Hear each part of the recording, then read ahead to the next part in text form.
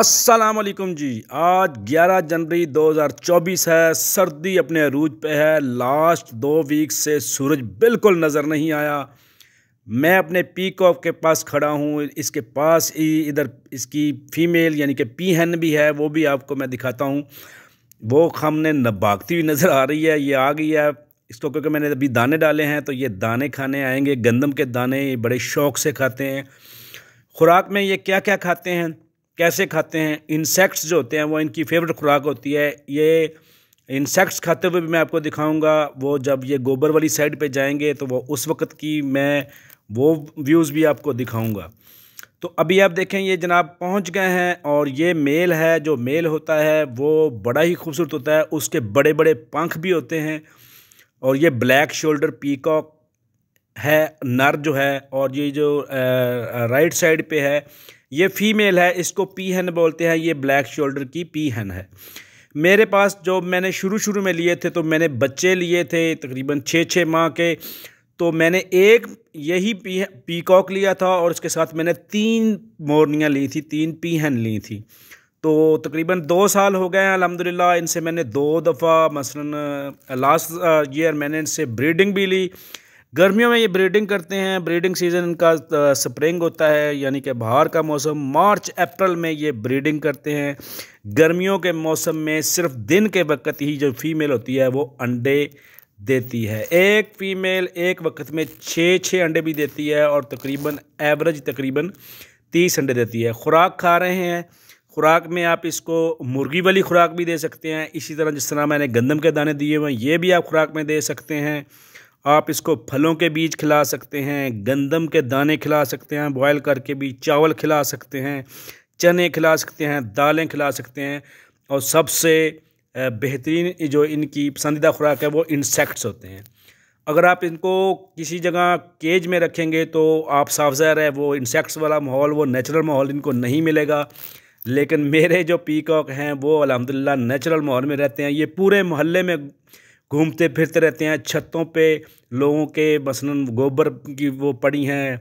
इधर वो देखें, ये इनका मैंने घर बनाया हुआ है। इसमें इनको सर्दियों में मैं रखता हूँ।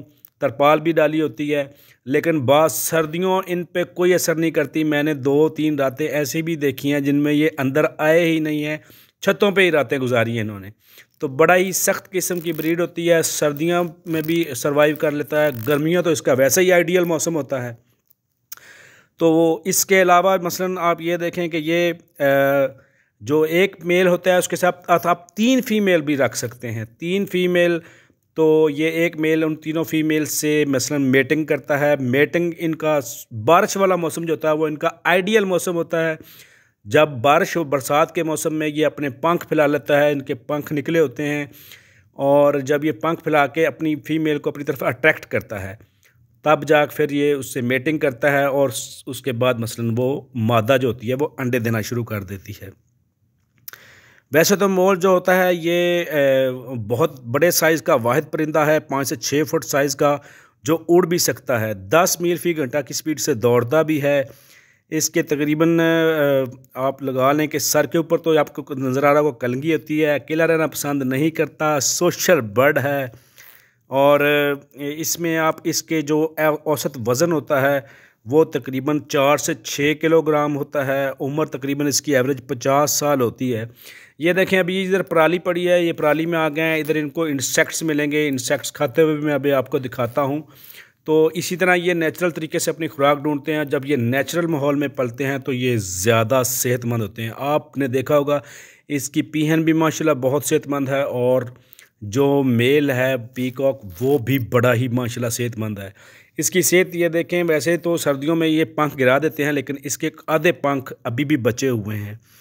तो अगस्त सितंबर में ये अपने पंख गिरा देता है और फरवरी मार्च के शुरू में जाके इसके पंख नए आने शुरू हो जाते हैं। तो इसके पंख जो होते हैं वो तकरीबन 5 फुट तकरीबन तक लंबे होते हैं। तो अभी ये दूसरी साइड पर जब आएंगे गोबर में, मैं अभी आपको दिखाता हूँ कि इंसेक्ट्स कैसे खाते हैं। तो बारिश क्योंकि सर्दी बहुत ज़्यादा है, धुंधे हैं, लास्ट 2 वीक्स से तकरीबन सूरज नहीं नज़र आया। लेकिन ये फिर भी इनको सर्दी भी कोई असर नहीं करती। वो सामने दूर भी आपको गोबर नज़र आ रहा होगा, हर छत पे ये जाते हैं, लोग इनके साथ तस्वीरें भी बनाते हैं बड़े शौक़ से। पूरे मोहल्ले के ये जनाब बड़े पसंदीदा जानवर हैं, सारे लोग इनसे प्यार करते हैं। तो अभी तो ये खुराक खा रहे हैं, ये देखें ये अभी इसमें इसके इंसेक्ट्स मिल रही हैं। ये कुछ तो थोड़ा सा चारा पुराना पड़ा है वो खा रहा है, और इसमें इसको इंसेक्ट्स भी मिल रही हैं, हशरात। तो कीड़े मकोड़े ये बड़े शौक़ से खाते हैं, तो ये इनकी पसंदीदा खुराक होती है। तो वैसे तो आप इनको खुराक में नेचुरल दूसरी खुराक तो आप देंगे ही देंगे, लेकिन अगर इस तरह ये ख़ुद ढूंढ के तलाश खुराक खाते हैं तो ये ज़्यादा मसलन खुश रहते हैं। ब्लैक शोल्डर पीकॉक के अलावा भी पीकॉक की बहुत सी किस्में होती हैं, लेकिन मैं अल्हम्दुलिल्लाह मेरे पास यही है और मुझे ये बड़े पसंद हैं।